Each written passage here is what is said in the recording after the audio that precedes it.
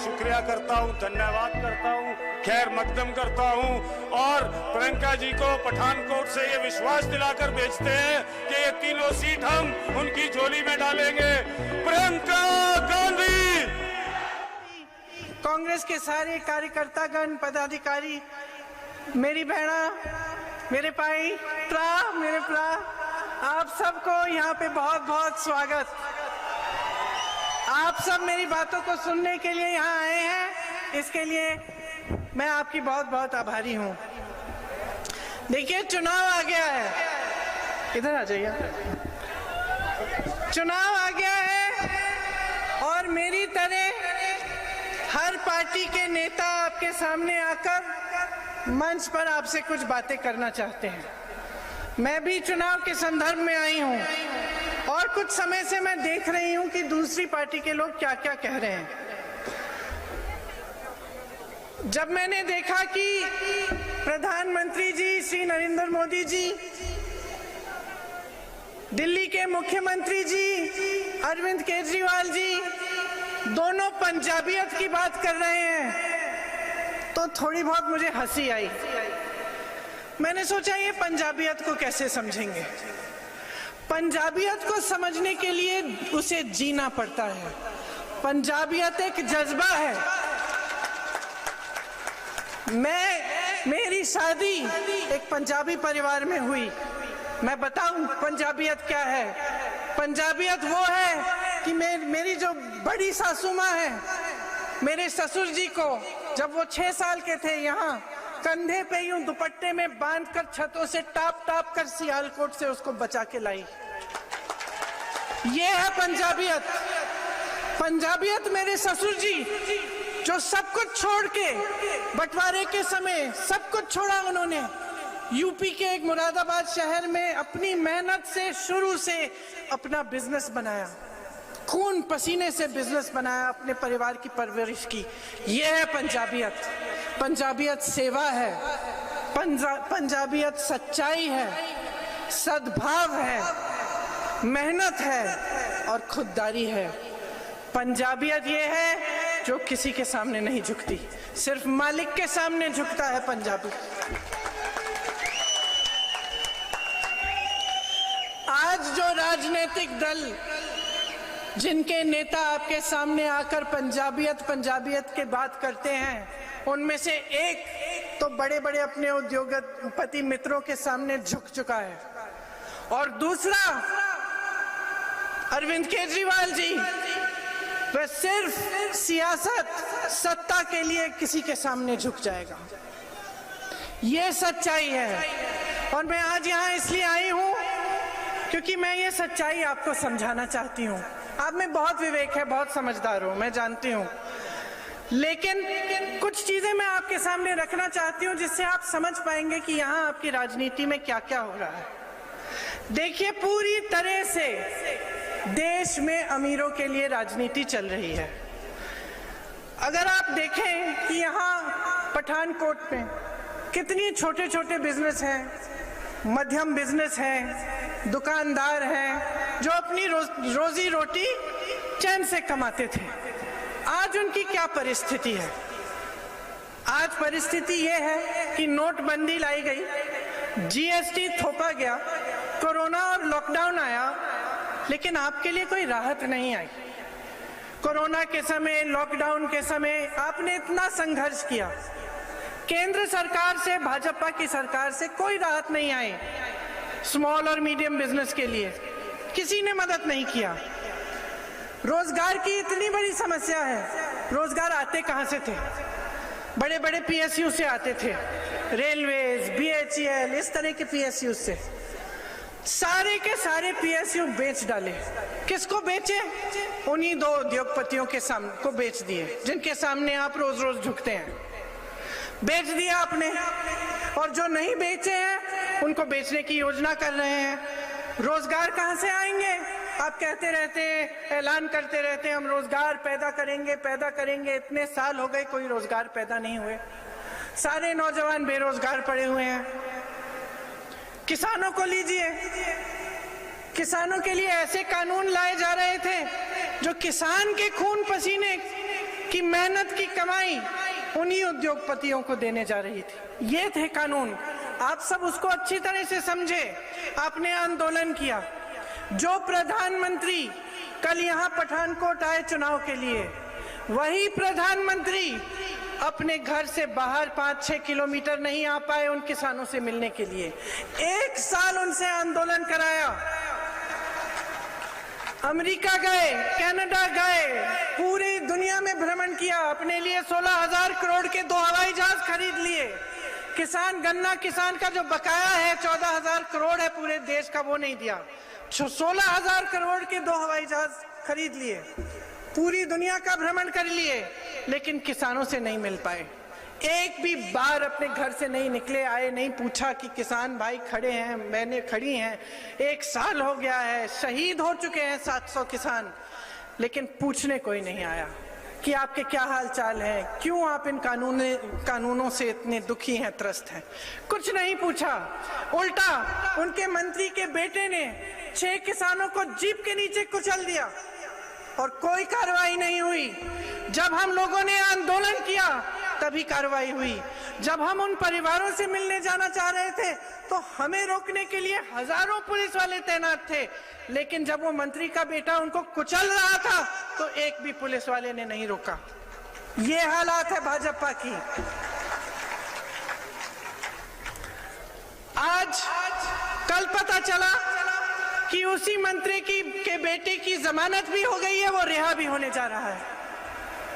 उसके पिताजी के साथ नरेंद्र मोदी जी स्टेज पे खड़े होते हैं आज भी। कोई शर्म नहीं है जी, कोई शर्म नहीं है, कोई पंजाबियत की कोई अंडरस्टैंडिंग नहीं है, कोई समझ नहीं है। तो आपके सामने जो बातें हो रही हैं वो सच नहीं है, खोखली बातें हैं, उनकी नीयत खोटी है, झूठ है ये बातें। सब कहते हैं, कोई कहता है धर्म के आधार पर वोट दीजिए, कोई कहता है सुरक्षा के आधार पर वोट दीजिए, कोई आपकी आस्था का इस्तेमाल करता है, कोई आपको असुरक्षित महसूस कराना चाहता है ताकि उसके आधार पर वोट मिले, लेकिन कोई विकास के बारे में नहीं बोल रहा है, कोई आपकी समस्याओं के बारे में नहीं बोल रहा है। सब कहते हैं नई सरकार देंगे। अरे पहले एक सरकार तो चलाइए। आपको मालूम है दिल्ली में पुलिस भी इनके अंडर नहीं है, अरविंद केजरीवाल जी के अंडर। जब पुलिस ही आपके अंडर नहीं है तो आपने तो पूरी सरकार कभी जिंदगी में चलाई नहीं है।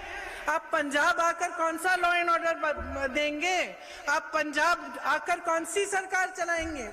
आपकी तो ऐसी सरकार है जो एक भी फाइल पास नहीं कर सकती। एक बिल आया, मोदी जी ने, भाजपा ने एक बिल करवाया, पास करवाया, उसके जरिए आप तो फाइल भी खुद पास नहीं कर सकते बगैर उनकी इजाजत से। सरकार आपने चलाई नहीं है। आप पंजाब आके कह रहे हैं कि आप यहाँ पे नई सरकार देंगे। देखिए, आपने वो कहावत सुनी है, बड़े मियाँ तो बड़े मियाँ, छोटे मियाँ, फिर से बोलिए, छोटे मियाँ, बड़े मियाँ कौन? प्रधानमंत्री नरेंद्र मोदी जी। छोटे मियाँ कौन? मुख्यमंत्री अरविंद केजरीवाल जी। अब यही हालत है, मैं बताती हूँ कैसे। दोनों का जन्म कहां से हुआ? आरएसएस से। एक आरएसएस से उभरे, दूसरे ने एक आंदोलन किया हमारी सरकारों के खिलाफ, जिसका पूरा समर्थन आरएसएस ने किया था। एक ने आपको गुजरात मॉडल दिया। 2014 में पूरे देश ने उन पे आस्था, अपनी आस्था डाली उनमें, गुजरात मॉडल बोला और उनको वोट देके जिताया। कौन सा गुजरात मॉडल देखा है अपने देश में? उनका अब गुजरात मॉडल हो गया है। 2 गुजराती उद्योगपति हैं उनके, उन्हीं पर मॉडल चल रहा है। पूरा देश बेचा जा रहा है उनको। गरीब की कोई सुनवाई नहीं है, विकास की कोई बात ही नहीं है। अब दूसरे कह रहे हैं कि आपको दिल्ली मॉडल दिखाएंगे। मैं दिल्ली की हूं, मैं बताती हूँ दिल्ली मॉडल। कोरोना में आपने देखा क्या हुआ? क्या हुआ दिल्ली में? सड़कों पे लोग दम तोड़ रहे थे। सड़कों पे ऑक्सीजन नहीं मिल रहा था, सुविधाएं नहीं थी। क्यों? अगर इतनी बड़ी काम किए हैं इन्होंने, स्वास्थ्य की सुविधाएं बनाई हैं, तो क्यों नहीं दिखी उस समय? शिक्षा के संस्थान कितने बनाए हैं इन्होंने? ना मोदी जी ने बनवाए हैं, ना केजरीवाल जी ने बनवाए हैं। मोदी जी ने आपको एक वचन दिया था 15 लाख रुपए मिलेंगे। किसको मिले जी? हाथ उठा लीजिए, दिखा दीजिए, किसी को मिले 15 लाख? नहीं मिले ना। अब केजरीवाल जी कह रहे हैं कि आपको 7 लाख रुपए तक आपका फायदा होगा।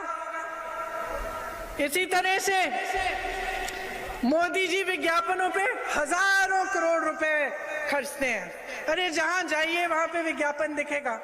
मैं यूपी में काम करती हूँ, विज्ञापन तो ऐसे बना रखे हैं जैसे यूपी में न जाने क्या क्या विकास हुआ है। रोज रोज मैं गांव में जाती हूँ, किसी की रोजी रोटी नहीं कमाई जा रही है, किसी की महंगाई का सामना नहीं हो रहा है, बच्चे शिक्षित हैं, नौकरी नहीं मिल रही है, लेकिन विज्ञापन बहुत सुंदर है। उसी तरह से केजरीवाल जी ने भी बहुत बढ़िया बड़े बड़े खर्चे हैं, हजारों करोड़ रुपए विज्ञापनों पे। किसान कानून बनाया किसने? बड़े मियाँ जी ने। और सबसे पहले लागू करने वाले, उसको नोटिफाई करने वाले कौन? छोटे मियाँ। आंगनवाड़ी, आशा बहुएं, सब दुखी, चाहे बड़े मियाँ जी की सरकार में, चाहे छोटे मियाँ जी की सरकार में। आज भी आंदोलन, कल भी आंदोलन कर रही थी, सब सड़क पे बैठी थी। केजरीवाल जी ड्रग माफिया के सामने झुक गए। उन्होंने कहा आपको खूब रोजगार मिलेंगे।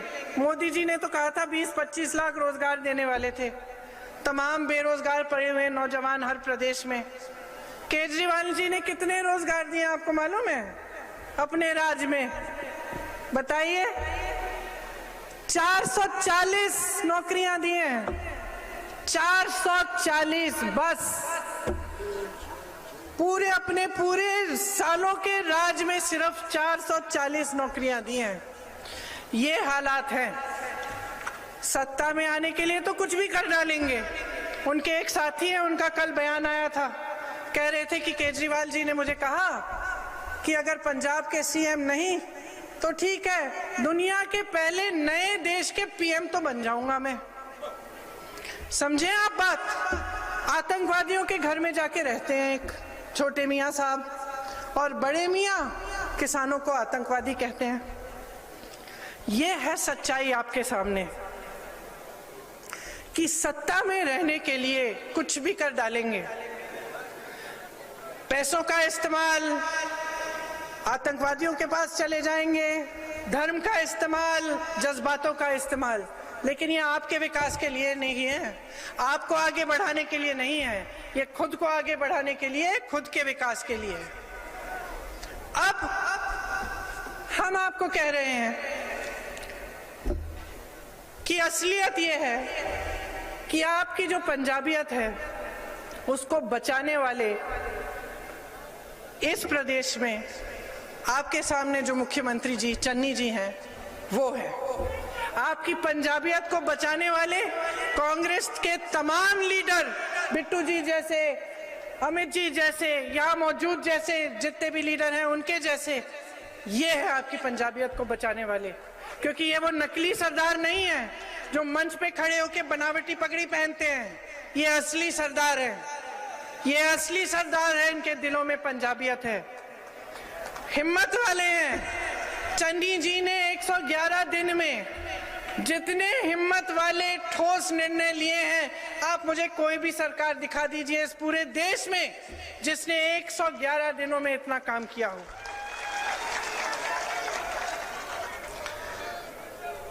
इनके क्या काम रहे 111 दिन में?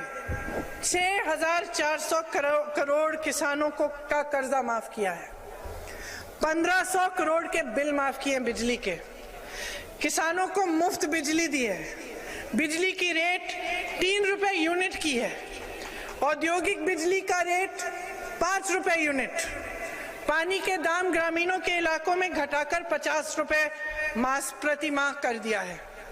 शहरों में जो वाटर सप्लाई है, जो सूरज का सप्लाई है, उसके 700 करोड़ के बिजली के बिल माफ किए हैं, गौशालाओं में बिजली के बिल माफ किए हैं, पेट्रोल डीजल के दाम घटाए हैं, 3.5 लाख कंस्ट्रक्शन के श्रमिकों को 3,100 रुपए दिए गए हैं, दलित और पिछड़े वर्ग के लिए 60 करोड़ के कर्जे माफ किए हैं, दलित परिवारों के लिए 200 यूनिट बिजली फ्री की है, रसोईया बहनों को का मानदेय 3,000 रुपए तक किया है और 12 महीनों के लिए किया है, 10 महीनों से बढ़ाकर।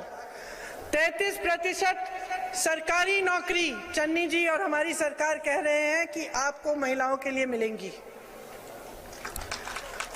महिलाओं को मुफ्त बस यात्रा मिलेगी। जितनी भी सरकारी बसें उनमें आपको टिकट नहीं खरीदना पड़ेगा। पंचायतों में आपको 50% आरक्षण मिलेगा। और आगे बढ़कर हम ये कह रहे हैं कि हम 1 लाख रोजगार बनाना चाहते हैं और जो बेरोजगार नवयुवक है उसको 1,100 रुपए प्रति माह मिलेगा ताकि वो कम से कम अपने पैरों पे थोड़ा खड़ा होना शुरू करे। जरूरतमंद परिवारों को हर साल 8 गैस सिलेंडर मुफ्त मिलेंगे।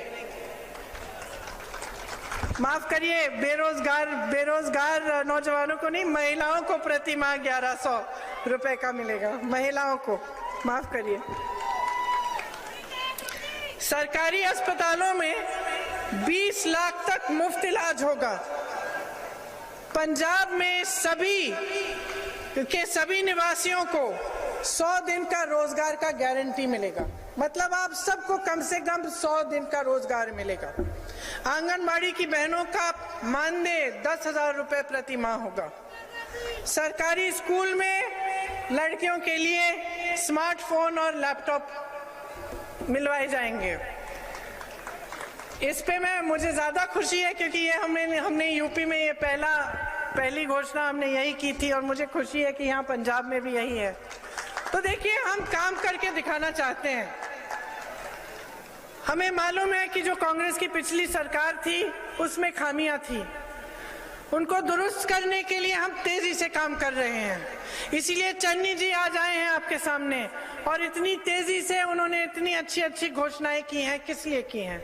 आपके लिए की हैं, क्योंकि ये सरकार जो है, कांग्रेस की जो सरकार है, वो आपके लिए काम करती है, किसी और के लिए नहीं काम करती। अपने लिए नहीं कि अपने आप को आगे बढ़ा दिया, भूल गए कि स्टेज पे बिठाने वाले, नेता बनाने वाले कौन हैं? आप ही हैं। आप पब्लिक हैं, आपने बहुत शक्ति है, बहुत समझदारी है। अब आपके सामने एक मौका आ रहा है, चुनाव है। आप जो निर्णय लेंगे उस निर्णय से आपका भविष्य तय होगा। यहाँ मेरी इतनी सारी बहनें हैं, आप बच्चों की परवरिश करती हैं, मेहनत से अपने बच्चों को बड़ा करती हैं। क्यों करती हैं?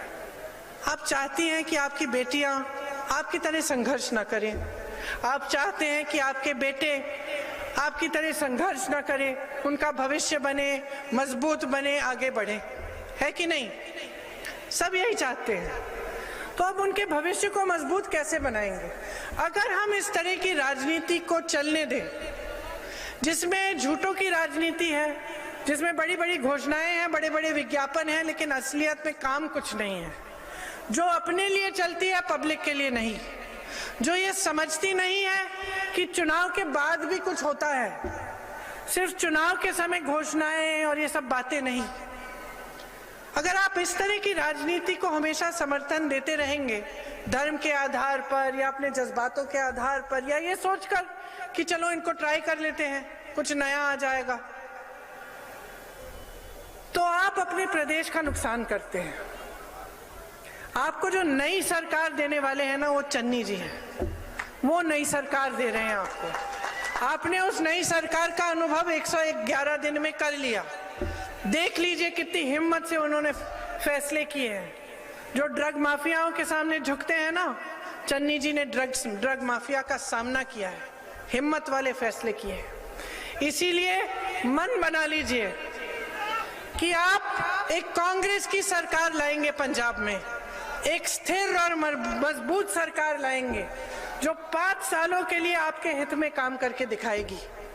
तभी आपके प्रदेश का ठीक तरह से विकास होगा। इसी में आपकी सुरक्षा है, इसी में आपका भविष्य है, इसी में आपकी मजबूती है और इसी में आपकी पंजाबियत है।